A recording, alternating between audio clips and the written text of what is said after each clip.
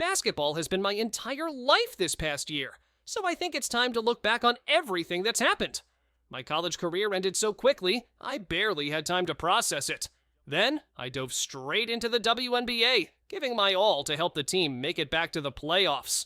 But now, it feels like it's time for a change.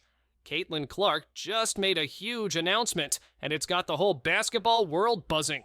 She's packing her bags and heading to Europe, leaving the WNBA scrambling to figure out what's next. But are we really surprised? Caitlin took the league by storm, breaking attendance records and bringing in more fans than ever.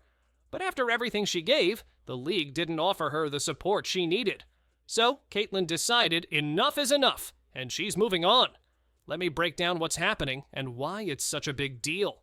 Caitlin Clark, the face of the WNBA in 2024, has officially said goodbye to the league. Not to join another team, but to head overseas.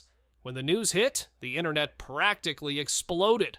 After an incredible rookie season where she dominated game after game, it looked like she had the whole basketball world in her hands. But behind the scenes, things weren't so perfect.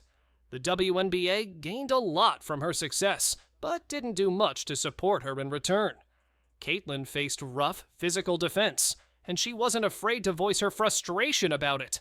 She told reporters, "I feel like I'm getting hammered, and people get away with stuff they shouldn't." These hits weren't just your typical tough basketball plays. Some were downright dangerous. Elbows, headshots, even eye pokes. And what did the refs do? Pretty much nothing. Fans and commentators were left wondering if fouls had just been canceled for the season. But it wasn't just the physicality she had to deal with. Caitlin also faced racial harassment. As a white player in a predominantly black league, she found herself in a difficult spotlight. She faced racially charged comments from players and fans. And the WNBA's response? No statements, no investigations, nothing. It wasn't just about battling tough defense on the court. Caitlin was also navigating a toxic environment that the league seemed to ignore. By the end of the season, Caitlin had reached her breaking point. Now she's off to Europe, where she's likely to get the respect her talent deserves. The WNBA is left struggling to figure out how to keep the excitement alive without her. She was the one bringing in viewers, filling up arenas, and hitting those impossible deep shots. Without her, what's left? Sure, there are incredible players like Breanna Stewart and Aja Wilson, but they haven't managed to create the same magic Caitlin did this season.